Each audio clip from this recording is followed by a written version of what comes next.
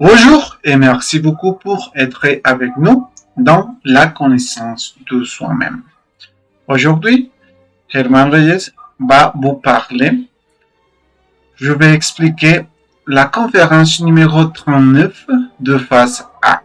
S'appelle la non-identification avec les choses du quotidien, vivre et pourquoi nous jugeons les autres.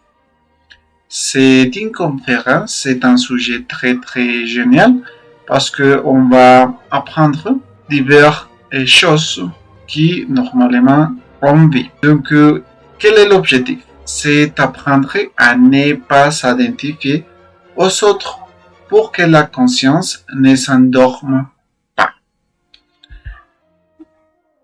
Comme nous pouvons voir dans la diapositive, on habite dans la planète, nous vivons, nous faisons beaucoup de choses. Presque tous les temps, on s'identifie avec tout.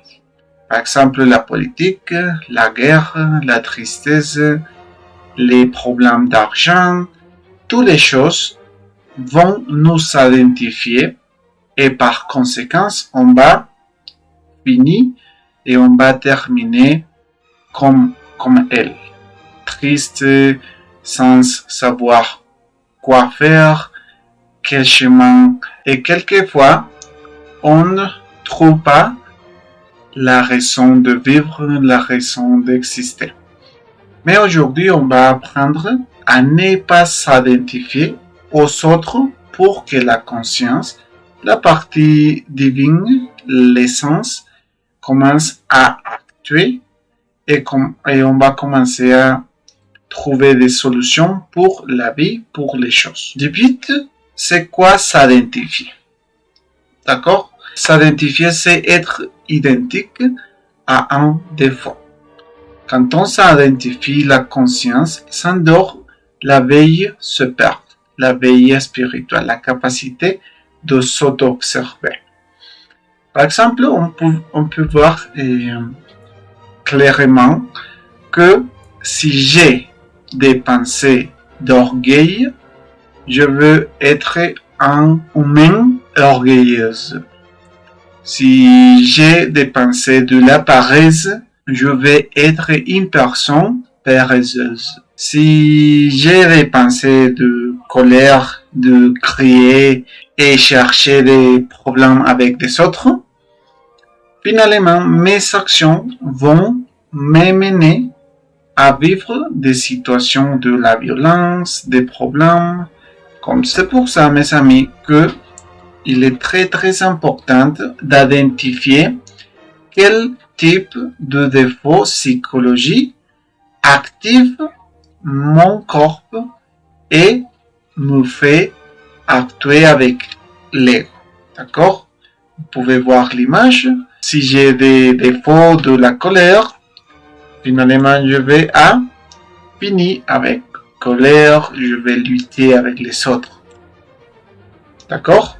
Donc, quel est l'important? Pourquoi on doit arrêter de s'identifier avec des autres choses?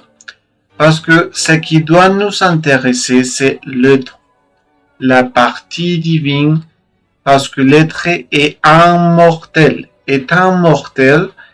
Et Dieu, la partie de conscience que tout le monde a, est immortel. Pourquoi? Parce que la conscience toujours va être avec nous. Mais c'est à nous, nous sommes les responsables de faire que la conscience soit endormie ou soit éveillée. Si on s'identifie avec les choses matérielles, les problèmes, les situations mondiales, etc., on va endormir la conscience. Pourquoi? Parce que la préoccupation, la peur et les pensées vont actuer dans notre tête et finalement on va perdre le contrôle. C'est pour ça, mes amis, que on doit voir la vie comme un film de passage pour ne pas s'identifier et sauver l'être. L'être, c'est la conscience. D'accord? Vous pouvez voir ici, dans le lieu du cœur, la conscience habite. Normalement, les problèmes, les pensées aggravent les problèmes. Si vous avez quelques problèmes d'argent et vous commencez à penser et penser, vous allez grandir les problèmes. Vous ne verrez pas la solution. Au contraire, les problèmes vont être plus graves. Et normalement, c'est parce que les pensées vont activer ça. Rappelez-vous, mes publics, que les pensées sont les coupables des actions qu'on fait. Si j'ai des pensées de tristesse, je vais crier, je vais parler avec des autres et je vais leur dire que je suis triste et ils vont aussi être tristes, ils vont penser à moi et c'est comme une chaîne. D'accord?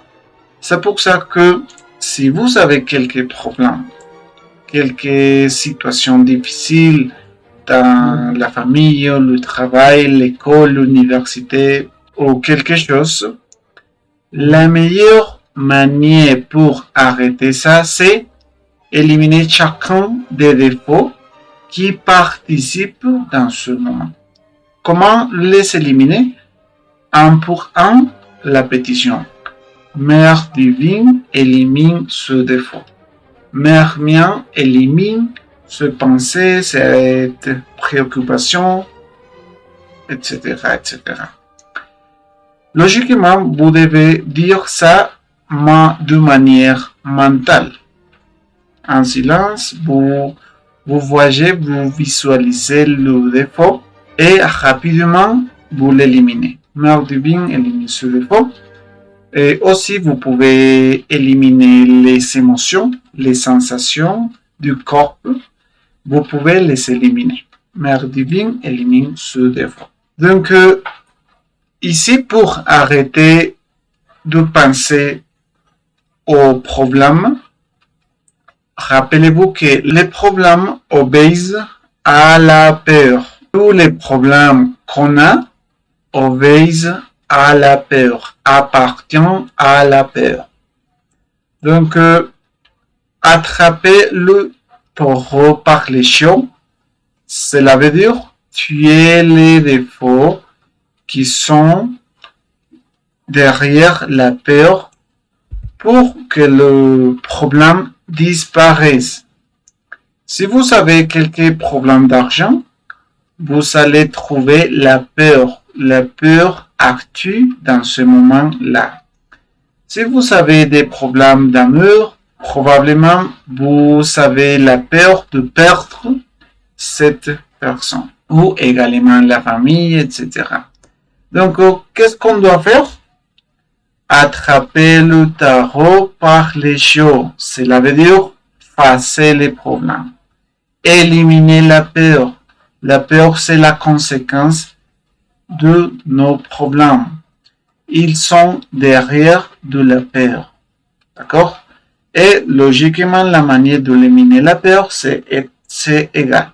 Mère divine élimine ce défaut, Mère mien élimine le défaut, etc., etc. Aussi, on peut changer la manière de voir les problèmes. Cela veut dire voir les problèmes comme des opportunités. Pourquoi? Les pires circonstances de la vie sont elles qui apportent le plus à notre croissance intérieure. Si vous avez quelques problèmes quelconques, vous devez changer la manière de percevoir ça et commencer à voir que les pires circonstances de la vie vont vous apporter plus conscience intérieure, force, capacité de réagir. D'accord? Si, au contraire, nous commençons à s'identifier avec le problème, à penser que la vie c'est injuste, que Dieu nous a oubliés, les problèmes vont agrandir. Le problème va émener de plus en plus de problèmes. Rappelez-vous ça. Mais si vous facez le problème, si vous changez la manière de percevoir ça et vous profitez, vous allez obtenir plus de la conscience. Vous serez une personne plus forte avec beaucoup de sagesse. Parce que vous avez vécu, vous avez entendu le problème. Maintenant, je vais parler de la deuxième partie de la conférence.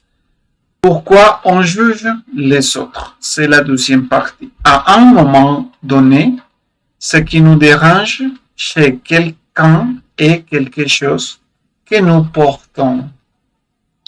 C'est une chose cachée dans notre psychologie. Et nous n'aimons pas le voir de l'extérieur. C'est pourquoi nous le critiquons. Nous ne nous connaissons pas. Et toutes les personnes à l'extérieur nous servent de miroir. Je vais expliquer ça dans ce moment. Personne ne se connaît pas. Tout le monde pense qu'ils déjà connaissent sa partie interne, sa partie intérieure.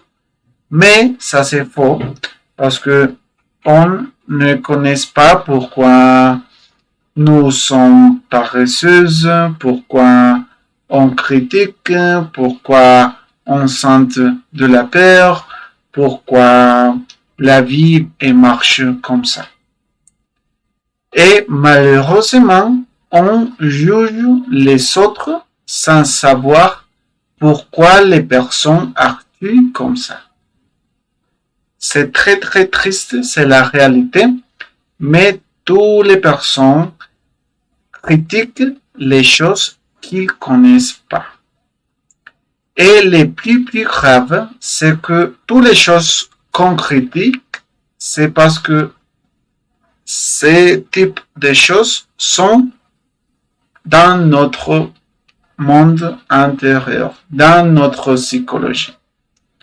Si je critique quelques personnes qui mentent, c'est parce que le défaut menteur que j'ai s'active et critique l'aspect extérieur. Cela veut dire, mes défauts internes vont critiquer les défauts externes. Et là, il existe affinité psychologique. Si je critique le président et je critique qu'il est une mauvaise personne, c'est parce que je suis égal. Peut-être je actue comme ça chez moi, ou avec mes amis, ou avec ma couple, etc., etc. Quelles sont les conséquences de la critique? Quand on critique, nous ne pouvons pas s'auto-observer. Rappelez-vous de ça. Pourquoi? Parce que si je critique l'autre, je perds la possibilité de me critiquer, de voir l'erreur que j'ai. Par conséquent, le jugement critique s'endort. Le jugement critique sur la capacité spirituelle qu'on a de percevoir les défauts qu'on a. Mais si je juge l'autre personne qui est en dehors, qui est en face de moi, si je le vois sur la TV, je vais perdre la capacité, le jugement critique. Aussi, si je critique l'autre, La loi divine va me mettre dans les chaussures des autres. Attention à ça.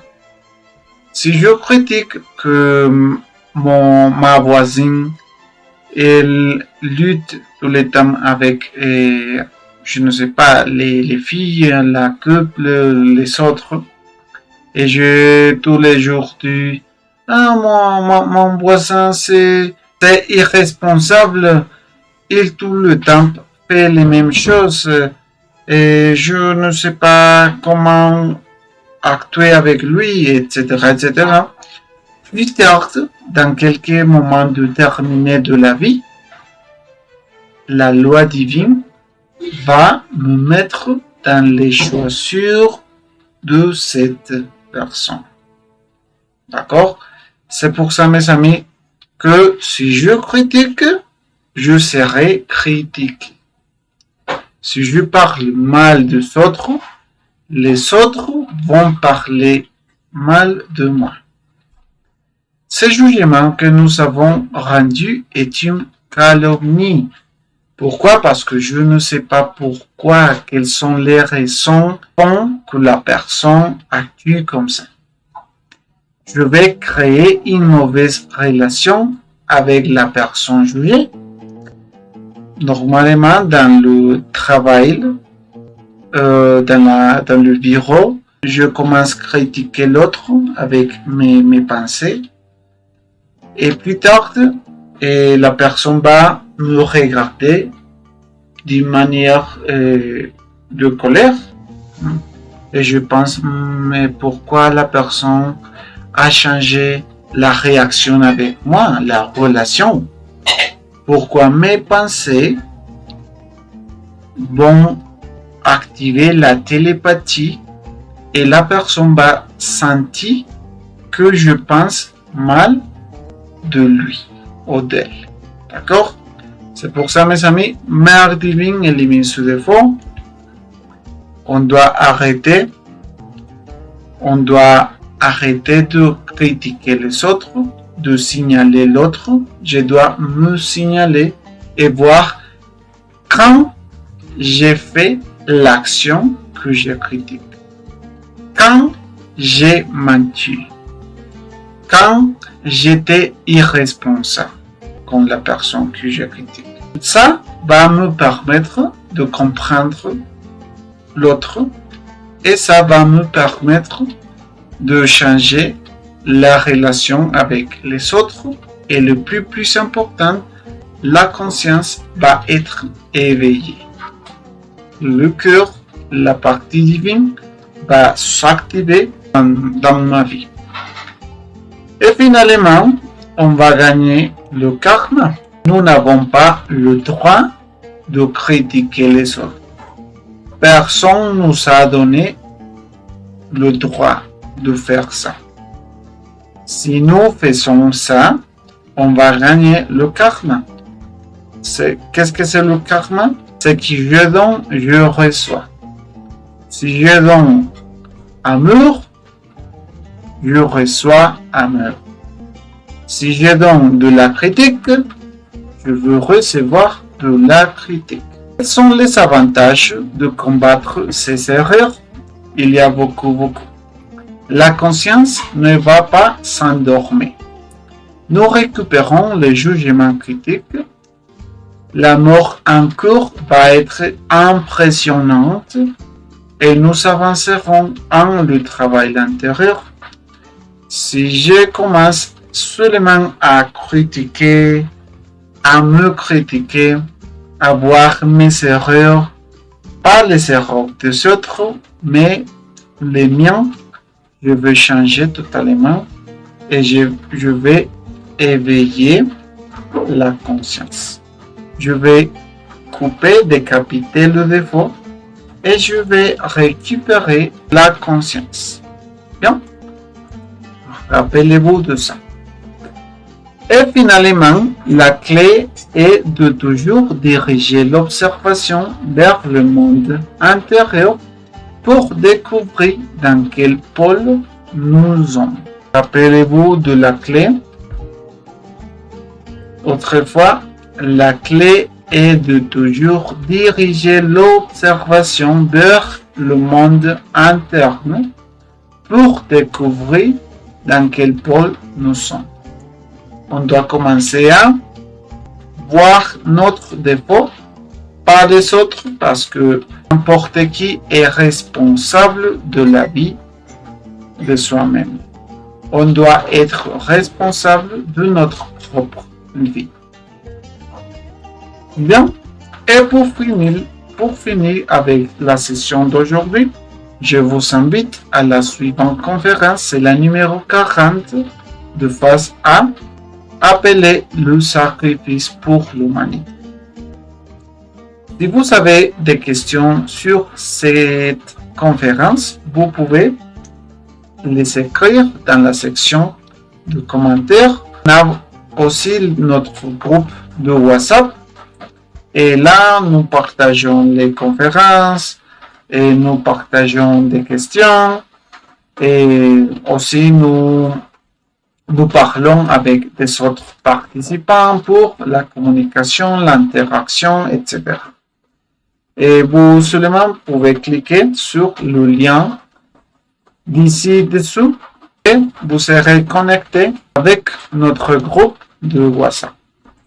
Merci beaucoup pour l'attention donnée. J'espère que l'information soit de votre aide.